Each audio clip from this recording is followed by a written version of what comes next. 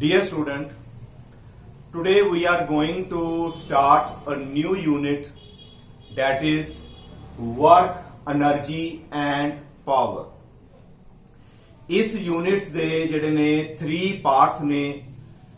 ਸਭ ਨਾਲੋਂ ਪਹਿਲਾਂ ਅੱਜ ਅਸੀਂ ਵਰਕ ਬਾਰੇ ਜਿੰਨਾ ਹੋ ਸਕਦਾ ਉਹਨੂੰ ਅਸੀਂ ਡਿਸਕਸ ਕਰਾਂਗੇ। ਨਾਓ what is work? ਆਮ ਤੁਸੀਂ ਜਿਹੜਾ ਹੈ ਡੇਲੀ ਲਾਈਫ ਦੇ ਵਿੱਚ ਵਰਕ ਬਾਰੇ ਸੁਣਿਆ ਹੋਇਆ ਹੈ।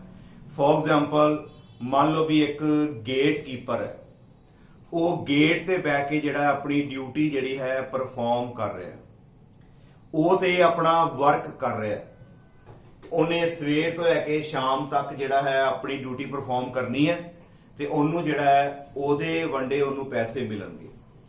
ਬਟ ਫਿਜ਼ਿਕਸ ਦੀ ਲੈਂਗੁਏਜ ਦੇ ਅਕੋਰਡਿੰਗ ਚਲੀਏ ਤੇ ਉਹ ਜਿਹੜਾ ਗੇਟ ਕੀਪਰ ਹੈ, ਜਿਹੜਾ ਇੱਕ ਜਗ੍ਹਾ ਤੇ ਬੈਠਾ ਹੋਇਆ ਹੈ, ਉਹ ਕੋਈ ਵੀ ਵਰਕ ਨਹੀਂ ਕਰ ਰਿਹਾ। ਵਰਕ ਵਾਸਤੇ ਸਾਨੂੰ ਦੋ ਚੀਜ਼ਾਂ ਦਾ ਸਾਡੇ ਕੋਲ ਹੋਣਾ ਜ਼ਰੂਰੀ ਹੈ। ਇੱਕ ਤੇ ਫੋਰਸ ਲੱਗੇ ਬਾਡੀ ਦੇ ਉੱਪਰ, ਦੂਸਰਾ ਉਸ ਫੋਰਸ ਕਰਕੇ ਬਾਡੀ ਜਿਹੜੀ ਹੈ ਇਨ ਦਾ ਡਾਇਰੈਕਸ਼ਨ ਆਫ ਫੋਰਸ ਉਹ ਡਿਸਪਲੇਸ ਹੋਵੇ।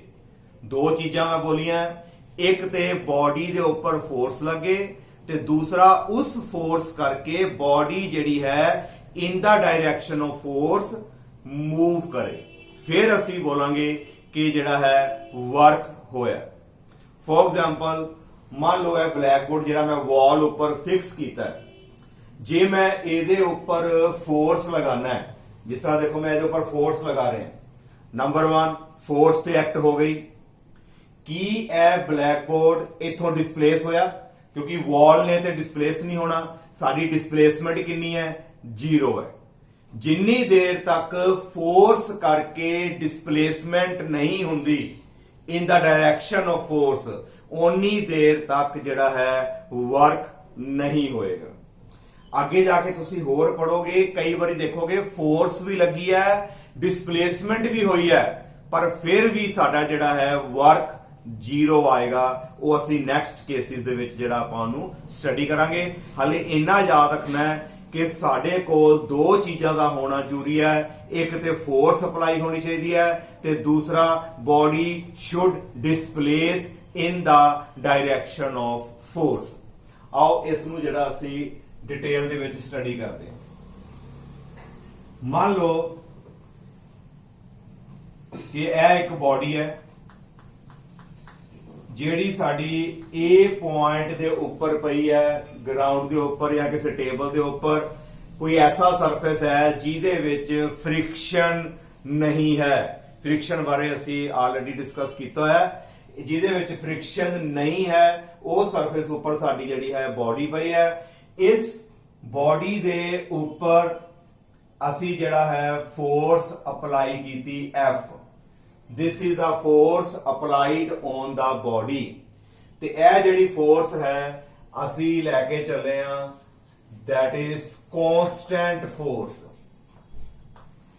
constant force ਦਾ ਮਤਲਬ ਹੈ ਕਿ ਇਹਦੀ ਵੈਲਿਊ ਹਮੇਸ਼ਾ ਸੇਮ ਰਹੇਗੀ, ਚੇਂਜ ਨਹੀਂ ਹੋਏਗੀ। ਜੇ ਮੈਂ ਮੰਨ ਲਓ 10 ਨਿਊਟਨ ਫੋਰਸ ਲਗਾਈ ਹੈ ਤੇ ਹਮੇਸ਼ਾ ਇਹ 10 ਹੀ ਰਹੇਗੀ। ਅਸੀਂ ਡਿਸਕਸ ਕਰਨ ਲੱਗੇ ਆ work done by constant force। ਸਾਡਾ ਟੌਪਿਕ ਹੈ main work done by constant force। Force ਜਿਹੜੀ ਹੈ ਸਾਡੀ constant ਰਹਿਣੀ ਚਾਹੀਦੀ ਹੈ। now this is a body। ਇਸ ਬੋਡੀ ਦੇ ਉੱਤੇ ਅਸੀਂ ਜਿਹੜੀ ਹੈ ਬਾਹਰੋਂ ਲਗਾਈ ਫੋਰਸ। ਹੋਇਆ ਕਿ ਇਸ ਫੋਰਸ ਕਰਕੇ ਜਿਹੜੀ ਹੈ ਬੋਡੀ ਉਹ ਡਿਸਪਲੇਸ ਹੋ ਗਈ। ਜਦੋਂ ਬੋਡੀ ਡਿਸਪਲੇਸ ਹੋਈ ਉਹ ਬੋਡੀ ਜਿਹੜੀ ਹੈ A ਪੁਆਇੰਟ ਤੋਂ ਜਿਹੜੀ ਹੈ ਸਾਡੀ B ਪੁਆਇੰਟ ਦੇ ਉੱਤੇ ਜਿਹੜੀ ਹੈ ਬੋਡੀ ਸਾਡੀ ਉਹ ਪਹੁੰਚ ਗਈ। A ਤੋਂ ਬੋਡੀ B ਤੇ ਪਹੁੰਚੀ ਤੇ ਉਹਨੇ ਕਿੰਨੀ ਡਿਸਪਲੇਸਮੈਂਟ ਕੀਤੀ? S। S is the displacement covered। ਇਸ ਡਿਸਪਲੇਸਮੈਂਟ ਨੂੰ ਕਵਰ ਕਰਾਉਣ ਵਾਲਾ ਕੌਣ? that is the force। ਇਹਦਾ ਮਤਲਬ ਫੋਰਸ ਵੀ ਲੱਗੇ, ਡਿਸਪਲੇਸਮੈਂਟ ਵੀ ਹੋਈ। ਇਟ ਮੀਨਸ ਕਿ ਸਾਡਾ ਜਿਹੜਾ ਹੈ ਉਹ ਵਰਕ ਹੋਏਗਾ। ਤੇ ਵਰਕ ਦਾ ਜਿਹੜਾ ਸਾਡਾ ਫਾਰਮੂਲਾ ਕੀ ਹੁੰਦਾ ਹੈ? Force multiply by displacement। हाँ जी, डिस्प्लेसमेंट किधर नु? in the direction of force। Force ਨੂੰ डिस्प्लेसमेंट ਦੇ ਨਾਲ ਜਿਹੜਾ ਹੈ ਅਸੀਂ ਮਲਟੀਪਲਾਈ ਕਰ ਦੇਣਾ ਹੈ। ਦੇਖੋ ਜਿੱਧਰ ਨੂੰ ਫੋਰਸ ਲੱਗੀ ਹੈ ਉਧਰ ਹੀ ਸਾਡੀ ਜਿਹੜੀ ਹੈ ਉਹ ਬਾਡੀ ਜਿਹੜੀ ਹੈ ਉਹ ਮੂਵ ਕੀਤੀ। ਕਈ ਵਾਰੀ ਤੁਸੀਂ ਆਪਣੇ ਘਰ ਦੇ ਵਿੱਚ ਵੇਖਿਆ ਹੋਏਗਾ ਵੀ ਮੈਂ ਕਹਾਂ ਜਾਂ ਤੁਹਾਡੇ ਮਦਰ ਨੇ ਜਾਂ ਤੁਹਾਡੇ ਫਾਦਰ ਨੇ ਕਿਹਾ ਵੀ ਬੇਟਾ ਆਹ ਟੇਬਲ ਨੂੰ ਅੱਗੇ ਕਰ, ਤੁਸੀਂ ਕੀ ਕਰਦੇ ਹੋ? ਟੇਬਲ ਫੜ ਕੇ ਫੋਰਸ ਲਗਾਉਂਦੇ ਹੋ, ਤੇ ਜਦੋਂ ਤੁਸੀਂ ਫੋਰਸ ਲਗਾਈ ਟੇਬਲ ਵੀ ਜਿਹੜਾ ਹੈ ਅੱਗੇ ਨੂੰ ਡਿਸਪਲੇਸ ਹੋ ਗਿਆ ਇਨ ਦਾ ਡਾਇਰੈਕਸ਼ਨ ਆਫ ਫੋਰਸ, ਤੇ ਅਸੀਂ ਕਹਿੰਦੇ ਆ ਕਿ ਵਰਕ ਜਿਹੜਾ ਹੈ ਉਹ ਪਰਫਾਰਮ ਹੋ ਗਿਆ। ਇਹਦੀ ਡੈਫੀਨੇਸ਼ਨ ਕੀ ਹੈ ਇਹ ਨੋਟ ਕਰ ਲਓ, ਮੈਂ ਸਲੋ ਬੋਲਾਂਗਾ ਤੁਸੀਂ ਉਹਨੂੰ ਨੋਟ ਕਰ ਲਿਓ। Work is said to be done। Work ਉਦੋਂ ਹੋਏਗਾ, work is said to be done if the body displaces in the direction of force applied। ਜੇਕਰ ਬੋਡੀ ਜਿਹੜੀ ਹੈ ਫੋਰਸ ਦੀ ਡਾਇਰੈਕਸ਼ਨ ਦੇ ਵਿੱਚ ਡਿਸਪਲੇਸ ਹੋ ਜੇ ਤੇ ਅਸੀਂ ਬੋਲਾਂਗੇ ਕਿ ਜਿਹੜਾ ਹੈ ਵਰਕ ਜਿਹੜਾ ਉਹ ਪਰਫਾਰਮ ਹੋਇਆ ਹੈ। ਤੇ ਵਰਕ ਦਾ ਫਾਰਮੂਲਾ ਫੋਰਸ ਨੂੰ ਉਸ ਡਿਸਪਲੇਸਮੈਂਟ ਦੇ ਨਾਲ ਜਿਹੜਾ ਹੈ ਮਲਟੀਪਲਾਈ ਅਸੀਂ ਕਰ ਦੇਵਾਂਗੇ। ਇਹ ਸਾਡਾ ਵਰਕ ਡਨ ਦਾ formula. Here work will be force ਕਿੰਨੀ ਲਗਾਈ ਹੈ ਅਸੀਂ, ਸਾਡੇ ਕੋਲ F ਆ ਗਿਆ, ਤੇ ਡਿਸਪਲੇਸਮੈਂਟ ਕਿੰਨੀ ਹੋਈ ਹੈ ਸਾਡੀ S, and work done is given by F multiply by S। now ਜੇਕਰ ਸਾਡੀ ਡਿਸਪਲੇਸਮੈਂਟ 0 ਹੋਏ, ਜਿਸ ਤਰ੍ਹਾਂ ਮੈਂ ਵਾਲ ਉੱਪਰ ਫੋਰਸ ਲਗਾਣਾ ਹੈ ਜਾਂ ਕੋਈ ਬੜੀ ਹੈਵੀ ਚੀਜ਼ ਹੈ, ਟਰੱਕ ਪਿਆ ਅੱਗੇ, ਤੁਸੀਂ ਟਰੱਕ ਦੇ ਉੱਤੇ ਜਾ ਕੇ ਬਾਹਰੋਂ ਫੋਰਸ ਲਗਾਉਣ ਦੀ ਕੋਸ਼ਿਸ਼ ਕਰੋ ਤੇ ਬੋਲੋ ਤੁਹਾਡੀ ਡਿਸਪਲੇਸਮੈਂਟ ਕਿੰਨੀ ਹੋਏਗੀ? ਟਰੱਕ ਨੇ ਤਾਂ ਅੱਗੇ ਜਾਣਾ ਨਹੀਂ, ਡਿਸਪਲੇਸਮੈਂਟ ਕਿੰਨੀ ਆਏਗੀ? 0। ਤੇ ਜੇ ਇੱਥੇ ਅਸੀਂ 0 ਭਰਦੇ ਹਾਂ ਤੇ ਫੋਰਸ ਨੂੰ ਜਦੋਂ 0 ਦੇ ਨਾਲ ਮਲਟੀਪਲਾਈ ਕਰੋਗੇ ਤੇ ਸਾਡਾ ਜਿਹੜਾ ਵਰਕ ਕਿੰਨਾ ਆਏਗਾ? 0। It means work can be 0। Work done ਸਾਡਾ ਜਿਹੜਾ ਹੈ ਉਹ 0 ਹੋ ਸਕਦਾ ਹੈ। ਇਹਦੇ ਅਗਲੇ ਕੇਸਿਸ ਵੀ ਮੈਂ ਜਿਹੜੇ ਅਗਲੇ ਟੌਪਿਕ ਤੋਂ ਬਾਅਦ ਆਪਾਂ ਜਿਹੜਾ ਇਹਨੂੰ ਆਪਾਂ ਡਿਸਕਸ ਕਰਨਾ ਹੈ। ਨਾਓ ਨੈਕਸਟ ਜਿਹੜਾ ਹੈ ਵਰਕ ਡਨ ਦੇ ਬਾਰੇ ਪਤਾ ਲੱਗ ਗਿਆ, ਫੋਰਸ ਮਲਟੀਪਲਾਈ ਬਾय ਡਿਸਪਲੇਸਮੈਂਟ। ਨਾਓ ਇੱਥੇ ਅਸੀਂ ਜਿਹੜੀ ਫੋਰਸ ਬੇਟਾ ਲਗਾਈ ਸੀ ਇਸ ਡਾਇਰੈਕਸ਼ਨ 'ਚ, ਮੰਨ ਲਓ ਕਿ ਅਸੀਂ ਬਾਡੀ ਉੱਪਰ ਜਿਹੜੀ ਹੈ ਇਸ ਤਰ੍ਹਾਂ ਅਸੀਂ ਫੋਰਸ ਲਗਾਉਂਦੇ ਆ, ਲਾਈਕ ਦਿਸ ਸਲਾਂਟਿੰਗ ਜਿਹੜੀ ਹੈ ਅਸੀਂ ਫੋਰਸ ਲਗਾਈ। ਤੁਸੀਂ ਆਮ ਤੌਰ ਤੇ ਦੇਖਿਆ ਹੋਏਗਾ ਕਈ ਵਾਰੀ ਬੱਚੇ ਜਿਹੜੇ ਨੇ ਗਰਾਊਂਡ ਦੇ ਉੱਤੇ ਉਹਨਾਂ ਨੇ ਕੀ ਕੀਤਾ ਹੁੰਦਾ ਹੈ, ਉਹਨਾਂ ਨੇ ਆਪਣੀ ਜਿਹੜੀ ਹੈ ਕਾਰ ਜਿਹੜੀ ਉਹਨਾਂ ਕੋਲ ਜਿਹੜੀ ਹੁੰਦੀ ਹੈ ਉਹ ਕਾਰ ਦੇ ਨਾਲ ਉਹਨਾਂ ਨੇ ਇੱਕ ਥ੍ਰੈਡ ਅੱਗੇ ਬੱਧਿਆ ਹੁੰਦਾ ਹੈ, ਕਾਰ ਦੇ ਨਾਲ ਥ੍ਰੈਡ ਬੰਨ ਲੈਂਦੇ ਆ। ਉਸ ਤੋਂ ਬਾਅਦ ਬੱਚੇ ਜਿਹੜੇ ਨੇ ਇਸ ਤਰ੍ਹਾਂ ਉਹਨੂੰ ਪਕੜ ਕੇ ਕਾਰ ਗਰਾਊਂਡ ਤੇ ਆ ਤੇ ਥ੍ਰੈਡ ਜਿਹੜਾ ਹੈ ਆਪਣੇ ਹੱਥ 'ਚ ਪਕੜ ਲੈਂਦੇ ਆ ਤੇ ਉਹਨੂੰ ਖਿੱਚਦੇ ਆ, ਤੇ ਜਿਉਂ-ਜਿਉਂ ਇਸ ਤਰ੍ਹਾਂ ਖਿੱਚਦੇ ਆ ਤੇ ਕਾਰ ਜਿਹੜੀ ਹੈ ਅੱਗੇ ਜਿਹੜੀ ਹੈ ਉਹ ਕੀ ਕਰਦੀ ਹੈ? ਮੂਵ।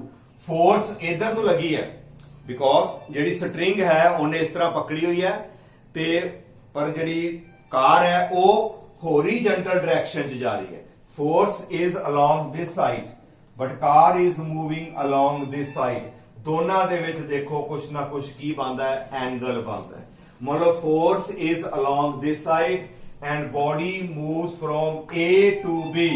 ਬੋਡੀ ਜਿਹੜੀ ਹੈ ਉਹ A ਤੋਂ B ਵਾਲੇ ਪਾਸੇ ਜਿਹੜੀ ਹੈ ਉਹ ਮੂਵ ਕਰ ਗਈ। ਨਾਓ ਇਸ ਤਰ੍ਹਾਂ ਦੇ ਕੇਸ ਵਿੱਚ ਅਸੀਂ ਵਰਕ ਕਿਸ ਤਰ੍ਹਾਂ ਨਿਕਾਲਾਂਗੇ? ਜਦੋਂ ਫੋਰਸ ਤੇ ਡਿਸਪਲੇਸਮੈਂਟ ਦੇ ਵਿੱਚ ਕੁਝ ਐਂਗਲ ਹੋਏ, ਮੰਨ ਲਓ ਕਿ ਫੋਰਸ ਨੇ ਡਿਸਪਲੇਸਮੈਂਟ ਦੇ ਨਾਲ ਜਿਹੜਾ ਐਂਗਲ ਬਣਾਇਆ ਦੇਖੋ ਥੀਟਾ।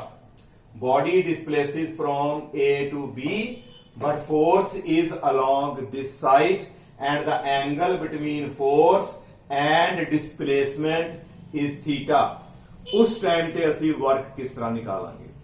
ਬੇਟਾ ਪਿੱਛੇ ਵੀ ਅਸੀਂ ਜਿਹੜਾ ਟੌਪਿਕ ਡਿਸਕਸ ਕੀਤਾ ਸੀ ਰੈਜ਼ੋਲੂਸ਼ਨ। ਰੈਜ਼ੋਲੂਸ਼ਨ ਇੱਕ ਬਹੁਤ ਹੀ ਇੰਪੋਰਟੈਂਟ ਟੌਪਿਕ ਹੈ ਫਿਜ਼ਿਕਸ ਦੇ ਵਿੱਚ। ਮੈਂ ਇੱਕ ਵਾਰੀ ਇਹਨੂੰ ਫਿਰ ਰਿਪੀਟ ਕਰਦਾ ਕਿ ਤੁਹਾਨੂੰ ਕੋਈ ਪ੍ਰੋਬਲਮ ਨਾ ਆਏ। ਮੰਨ ਲਓ ਕਿ ਸਾਡੇ ਕੋਲ ਫੋਰਸ ਜਿਹੜੀ ਹੈ ਇਸ ਡਾਇਰੈਕਸ਼ਨ 'ਚ ਲੱਗੀ ਹੈ ਅਸੀਂ ਕੀ ਕਰਦੇ ਆ, ਇਹਦੀ ਪਹਿਲਾਂ ਟੇਲ ਤੇ ਜਾਣਾ ਹੈ, ਵੈਕਟਰ ਦੀ ਟੇਲ ਤੇ। ਵੈਕਟਰ ਦੀ ਟੇਲ ਤੇ ਜਾ ਕੇ ਅਸੀਂ ਕੀ ਕਰਨਾ ਹੈ, ਦੋ ਪਰਪੈਂਡੀਕੂਲਰ ਲਾਈਨਸ ਜਿਹੜੀਆਂ ਨੇ ਡਰਾ ਕਰ ਦੇਣੀਆਂ।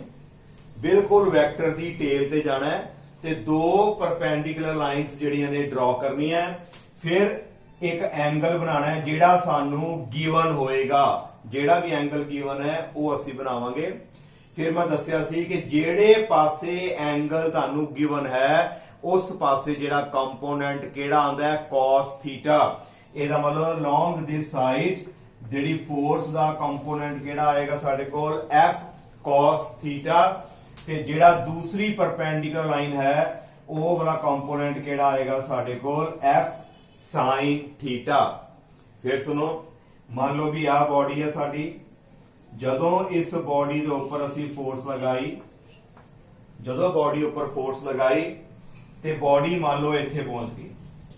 ਜੇ ਬਾਡੀ ਸਾਡੀ ਇੱਥੇ ਪਹੁੰਚਦੀ ਹੈ ਇਹਦਾ ਮਤਲਬ ਬਾਡੀ ਉੱਪਰ ਵੀ ਗਈ ਦੇਖੋ ਤੇ ਬਾਡੀ ਅੱਗੇ ਵੀ ਗਈ। ਇੱਕ ਤਾਂ ਉੱਪਰ ਵੀ ਗਈ ਦੇਖੋ ਇੱਥੇ ਪਹੁੰਚ ਗਈ ਤੇ ਇੱਕ ਬਾਡੀ ਅੱਗੇ ਵੀ ਗਈ। ਇਹਦਾ ਮਤਲਬ ਇਸ ਫੋਰਸ ਦੇ ਇੱਕ ਅੱਗੇ ਗਈ ਦੇਖੋ ਇਸ ਤੱਕ ਤੇ ਨਾਲ ਉੱਪਰ ਵੀ ਗਈ, ਪਹਿਲਾਂ ਅੱਗੇ ਨਾਲ ਉੱਪਰ। ਇਹਦਾ ਮਤਲਬ ਇਸ ਫੋਰਸ ਦੇ ਦੋ ਹਿੱਸੇ ਹੋਣਗੇ, ਇੱਕ ਨੇ ਉਹਨੂੰ ਫਾਰਵਰਡ ਖੜਿਆ ਤੇ ਇੱਕ ਨੇ ਉਹਨੂੰ ਉੱਪਰ ਖੜਿਆ। ਇਸੇ ਤਰੀਕੇ ਨਾਲ ਅਸੀਂ ਫੋਰਸ ਦੇ ਦੋ ਪਾਰਟਸ ਬਣਾ ਦਿੱਤੇ ਨੇ। ਜਾਣਾ ਕਿੱਥੇ ਹੈ, ਫੋਰਸ ਦੀ ਟੇਲ ਤੇ ਜਾਓ, ਟੇਲ ਤੇ ਜਾ ਕੇ ਦੋ ਪਰਪੈਂਡੀਕੂਲਰ ਲਾਈਨਸ ਡਰਾ ਕਰਨੀਆਂ ਤੇ ਜਿਹੜਾ ਮੇਨ ਵੈਕਟਰ ਹੈ ਉਹ ਇਹਨਾਂ ਦੋਨਾਂ ਦੇ ਅੰਦਰ ਰਹਿਣਾ ਚਾਹੀਦਾ ਹੈ। ਤੇ ਜਿਹੜੇ ਪਾਸੇ ਐਂਗਲ ਬਣੇ ਉਸ ਪਾਸੇ ਕੰਪੋਨੈਂਟ ਕਿਹੜਾ ਹੁੰਦਾ ਹੈ, cos। ਇਹਨੂੰ ਯਾਦ ਰੱਖਣਾ ਹੈ। ਤੇ ਜਿਹੜੇ ਪਾਸੇ ਐਂਗਲ ਨਹੀਂ ਨਜ਼ਰ ਆ ਰਿਹਾ ਡਾਇਗਰਾਮ 'ਚ ਉਸ ਪਾਸੇ ਤੁਸੀਂ ਜਿਹੜਾ ਹੈ sin ਥੀਟਾ ਲਗਾ ਦੇਣਾ ਹੈ। ਜੇ ਇੱਥੇ ਮੰਨ ਲਓ r ਹੁੰਦਾ ਤੇ ਮੈਂ ਇੱਥੇ r cos ਥੀਟਾ ਲਿਖੂੰਗਾ, r sin ਥੀਟਾ। ਜੇ ਇੱਥੇ ਮੰਨ ਲਓ a ਹੈ, a cos theta, a sin theta.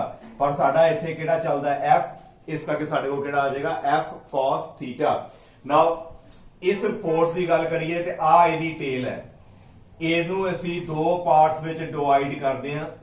ਇੱਕ ਕੰਪੋਨੈਂਟ ਇਹਨੂੰ ਆ ਗਿਆ, ਦੂਸਰਾ ਕੰਪੋਨੈਂਟ ਦੇਖੋ ਇਹਦਾ ਬਿਲਕੁਲ ਇਹਦੇ ਪਰਪੈਂਡੀਕੂਲਰ ਜਿਹੜਾ ਹੈ ਉੱਪਰ ਨੂੰ ਆ ਗਿਆ। ਨਾਓ ਦਿਸ ਇਜ਼ ਅ ਐਂਗਲ। ਇਹਦਾ ਮਤਲਬ ਇਸ ਪਾਸੇ ਫੋਰਸ ਕਿਹੜੀ ਹੋਏਗੀ, F cos ਥੀਟਾ ਤੇ ਉੱਪਰ ਵਾਲੇ ਪਾਸੇ ਕਿਹੜੀ ਫੋਰਸ ਹੋਏਗੀ, it will be F sin theta. It means I think ਤੁਹਾਨੂੰ ਆ ਚੀਜ਼ ਕਲੀਅਰ ਹੋ ਗਈ। ਸਾਡੇ ਕੋਲ ਆ ਗਿਆ F cos ਥੀਟਾ ਤੇ F sin ਥੀਟਾ।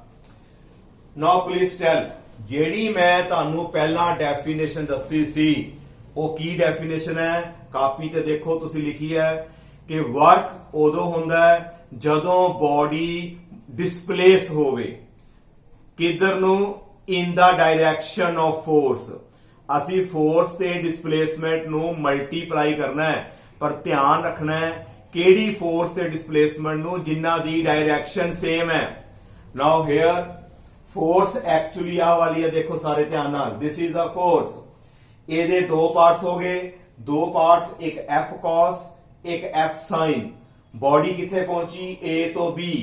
ਜਦੋਂ ਬਾਡੀ A ਤੋਂ B ਪਹੁੰਚੀ, ਇਹਨੂੰ A ਤੋਂ B ਪਹੁੰਚਾਉਣ ਵਾਲਾ ਕੌਣ ਹੈ, ਹਾਂਜੀ F sin ਥੀਟਾ ਕਿ F ਹੈ ਕਿ F cos ਥੀਟਾ। ਧਿਆਨ ਨਾਲ ਦੇਖੋ, ਬਾਡੀ ਮੂਵ ਕੀਤੀ A ਤੋਂ B ਤੇ ਇਧਰ ਵਾਲੇ ਪਾਸੇ ਫੋਰਸ ਕਿਹੜੀ ਹੈ, ਇਸੇ ਡਾਇਰੈਕਸ਼ਨ 'ਚ ਫੋਰਸ ਕਿਹੜੀ ਆਈ ਸਾਡੀ, F cos ਥੀਟਾ।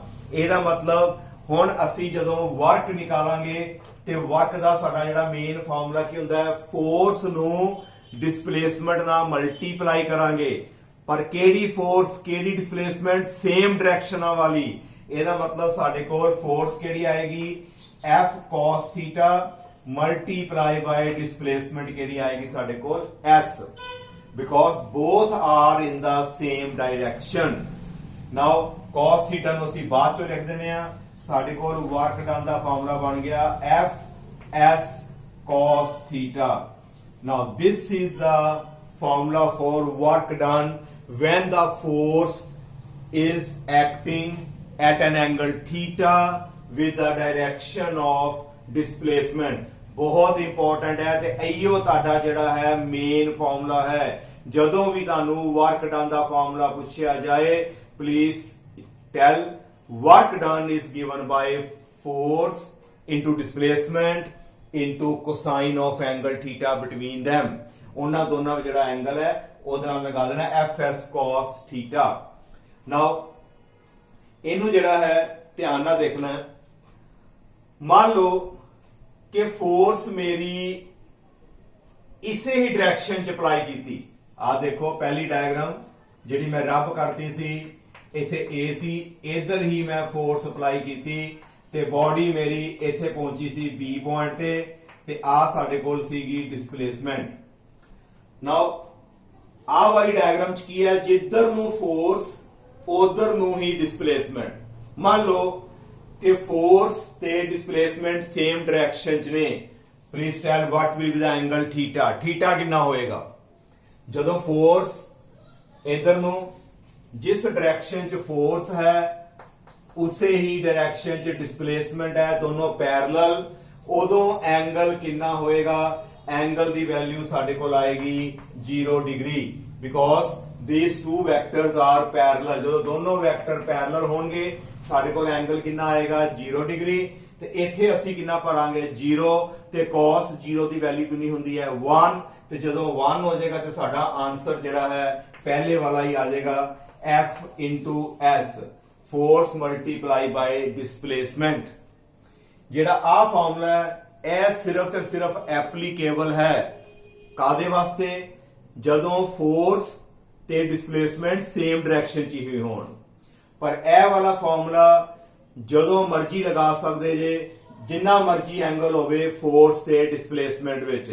ਮੈਂ ਕਹਾਂ ਫੋਰਸ ਤੇ ਡਿਸਪਲੇਸਮੈਂਟ ਵਿੱਚ ਐਂਗਲ 30 ਡਿਗਰੀ ਹੈ, ਇੱਥੇ 30 ਡਿਗਰੀ ਭਰ ਕੇ ਤੁਸੀਂ ਵਰਕ ਕੱਢ ਲਓ। ਜੇ 60 ਡਿਗਰੀ ਹੈ 60 ਡਿਗਰੀ ਦਾ ਵਰਕ ਕੱਢ ਲਓ। ਜੇ 90 ਡਿਗਰੀ ਕਿਹਾ ਹੈ ਤੁਸੀਂ 90 ਡਿਗਰੀ ਦਾ ਕੱਢ ਲਓ। 180 ਡਿਗਰੀ ਕਿਹਾ ਹੈ ਤੁਸੀਂ 180 ਡਿਗਰੀ ਦਾ ਵਰਕ ਡਨ ਕਰ ਸਕਦੇ ਆ।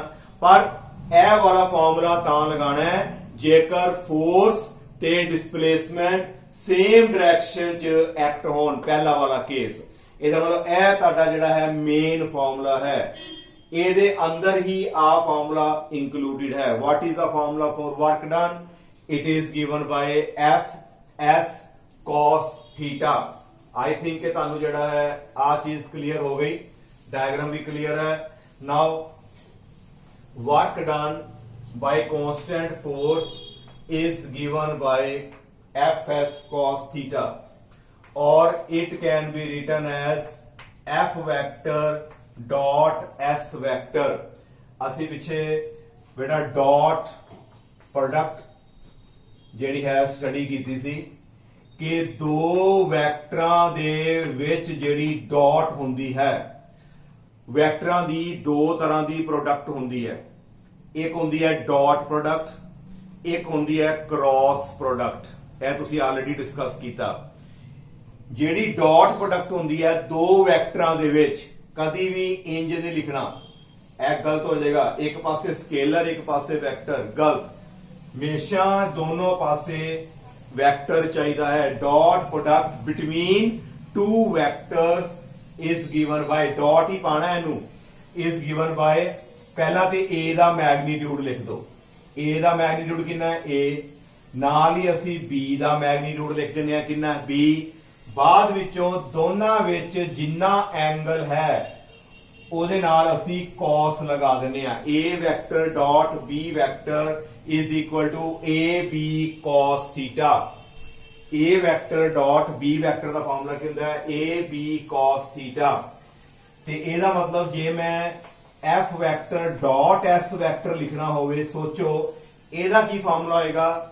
ਸਾਡੇ ਕੋਲ ਆਏਗਾ F, ਨਾਲ ਆ ਜਾਏਗਾ S ਤੇ ਨਾਲ ਆ ਜਾਏਗਾ ਸਾਡੇ ਕੋਲ cos theta। It means Fs cos theta, it can be written as dot product of force and displacement।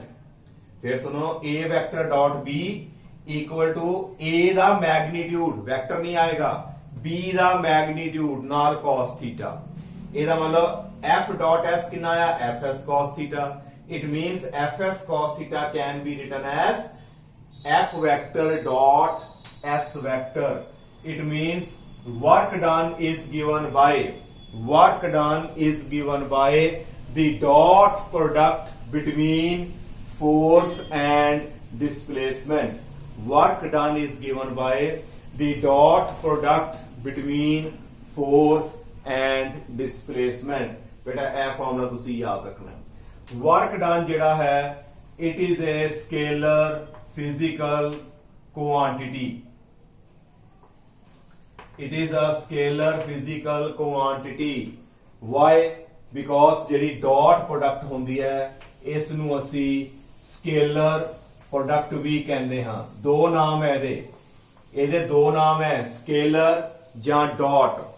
ਇਹਨੂੰ scalar ਕਿਉਂ ਕਹਿੰਦੇ ਆ ਕਿ ਜਦੋਂ ਇਹਨੂੰ ਸੋਲਵ ਕੀਤਾ ਅੱਗੇ ਸਿਰਫ ਦੇਖੋ ਮੈਗਨੀਟਿਊਡ ਹੀ ਆਏ ਨੇ।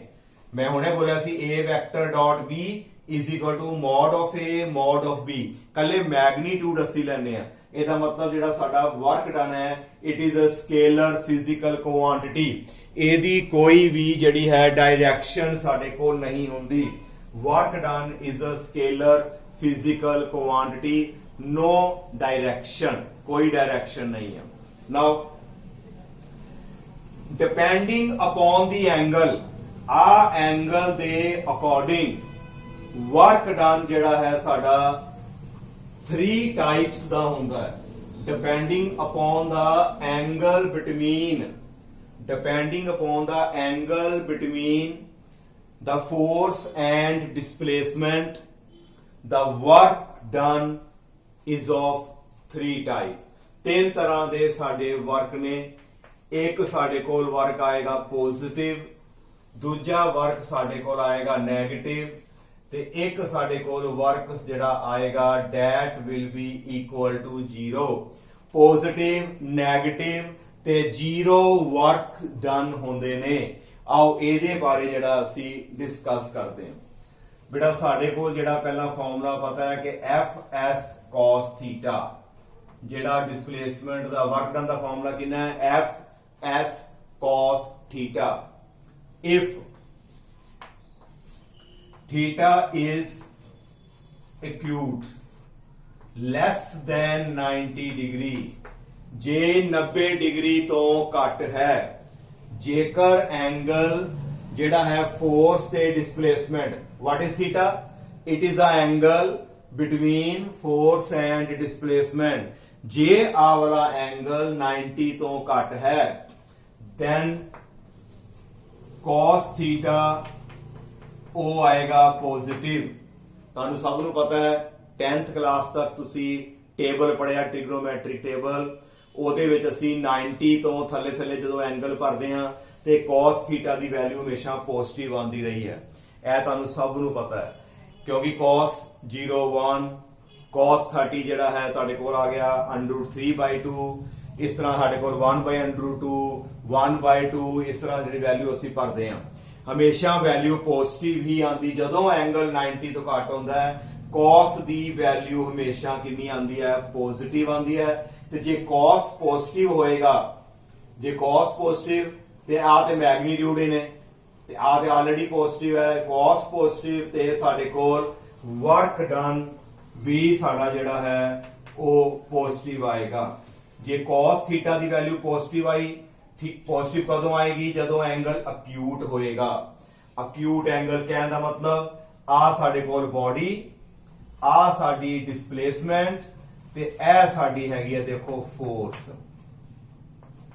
ਇਹਨਾਂ ਵਿੱਚ ਜਿਹੜਾ ਆ ਐਂਗਲ ਹੈ 90 ਤੋਂ ਘੱਟ ਹੈ then ਜਿਹੜਾ ਸਾਡੇ ਕੋਲ work done will be positive. ਸਾਡਾ ਵਰਕ ਜਿਹੜਾ ਆਏਗਾ ਪੋਜ਼ਿਟਿਵ ਆਏਗਾ। ਇਹਦਾ ਕੰਪੋਨੈਂਟ ਕਿੱਧਰ ਨੂੰ ਆਏਗਾ? ਨੋਟ ਕਰੋ, ਇਹਦੇ ਦੋ ਕੰਪੋਨੈਂਟ ਆਣਗੇ। ਇੱਕ ਕੰਪੋਨੈਂਟ ਜਿਹੜਾ ਐਂਗਲ ਥੀਟਾ ਹੈ ਇਧਰ ਨੂੰ ਕਿਹੜਾ ਆਏਗਾ? f cos theta. ਜਦੋਂ f cos ਥੀਟਾ s ਦੀ ਡਾਇਰੈਕਸ਼ਨ 'ਚ ਹੀ ਆ ਗਿਆ ਫਿਰ ਦੇਖੋ ਐਂਗਲ ਕਿੰਨਾ ਹੈ? ਅਕਿਊਟ 90 ਤੋਂ ਘੱਟ।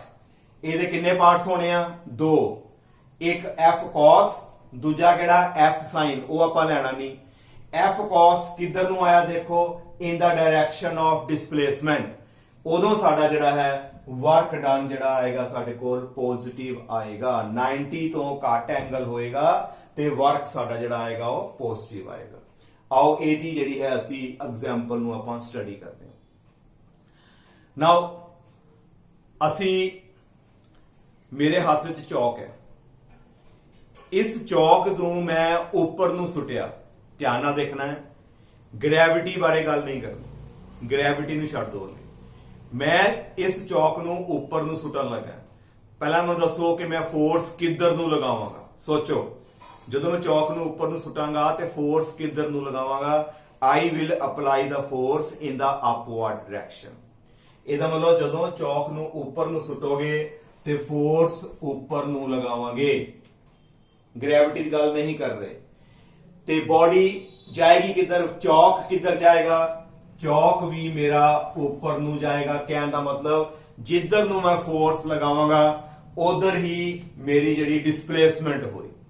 ਤੇ ਜਦੋਂ ਮੇਰੀ ਡਿਸਪਲੇਸਮੈਂਟ ਤੇ ਫੋਰਸ ਇੱਕੋ ਡਾਇਰੈਕਸ਼ਨ 'ਚ, ਤੇ ਬੇਟਾ ਦੱਸੋ ਐਂਗਲ ਕਿੰਨਾ? ਸੇਮ ਡਾਇਰੈਕਸ਼ਨ ਵਾਸਤੇ ਐਂਗਲ ਕਿੰਨਾ ਹੁੰਦਾ ਹੈ? 0 ਡਿਗਰੀ, ਤੇ 90 ਤੋਂ ਘੱਟ ਹੈ। ਤੇ ਇੱਥੇ ਅਸੀਂ ਜਦੋਂ 0 ਭਰਾਂਗੇ ਤੇ cos 0 ਕਿੰਨਾ ਹੁੰਦਾ ਹੈ? 1। ਤੇ ਜੇ cos 0 1 ਹੈ ਤੇ ਸਾਡਾ ਆਨਸਰ ਕੀ ਆਏਗਾ? FS। ਸਿੰਪਲ ਪੋਜ਼ਿਟਿਵ ਆਨਸਰ ਆਏਗਾ, ਕਿਉਂਕਿ cos 0 ਨੈਗੇਟਿਵ ਨਹੀਂ ਹੁੰਦਾ, cos 0 ਪੋਜ਼ਿਟਿਵ ਹੁੰਦਾ। ਕਿੰਨਾ? 1। ਜਦੋਂ ਐਂਗਲ ਮੇਰਾ 90 ਤੋਂ ਥੱਲੇ ਆ, ਮੇਰਾ ਪੋਜ਼ਿਟਿਵ ਆਨਸਰ ਆਉਣਾ ਹੈ। ਇਹਦਾ ਮਤਲਬ ਵਰਕ ਡਨ ਇਜ਼ ਪੋਜ਼ਿਟਿਵ। ਇਹਦਾ ਮਤਲਬ ਜਦੋਂ ਮੈਂ ਚੌਕ ਨੂੰ ਤਾਂ ਸੁੱਟਦਾ then work done by my force will be positive। ਉਹ ਵਰਕ ਡਨ ਜਿਹੜਾ ਆਏਗਾ ਉਹ ਪੋਜ਼ਿਟਿਵ ਹੋਏਗਾ। ਮੰਨ ਲਓ ਜਿਵੇਂ ਕੋਈ ਬੈਲ ਗਾੜੀ ਹੈ, ਬੈਲ ਗਾੜੀ ਦੇ ਜਿਹੜੀ ਅੱਗੇ ਬੈਲ ਹੈ, ਪਿੱਛੇ ਜਿਹੜੀ ਕਾਟ ਹੈ, ਜਦੋਂ ਬੈਲ ਜਿਹੜਾ ਹੈ ਉਹਨੂੰ ਖਿੱਚਦਾ ਹੈ, ਫੋਰਸ ਕਿੱਧਰ ਲਗਾਏਗਾ? ਫਾਰਵਰਡ। ਜਿਹੜਾ ਬੈਲ ਹੈ ਜਦੋਂ ਮਗਰ ਕਾਟ ਲੱਗੀ ਹੈ ਉਹ ਗੱਡੀ ਨੂੰ ਖਿੱਚੇਗਾ, ਫੋਰਸ ਕਿੱਧਰ ਲਗਾਏਗਾ? ਫਾਰਵਰਡ ਡਾਇਰੈਕਸ਼ਨ 'ਚ। ਤੇ ਉਹ ਜਿਹੜੀ ਕਾਟ ਹੈ ਉਹ ਵੀ ਕਿੱਧਰ ਆਏਗੀ? ਉਸੇ ਹੀ ਡਾਇਰੈਕਸ਼ਨ 'ਚ ਮੂਵ ਕਰਦੀ ਹੈ।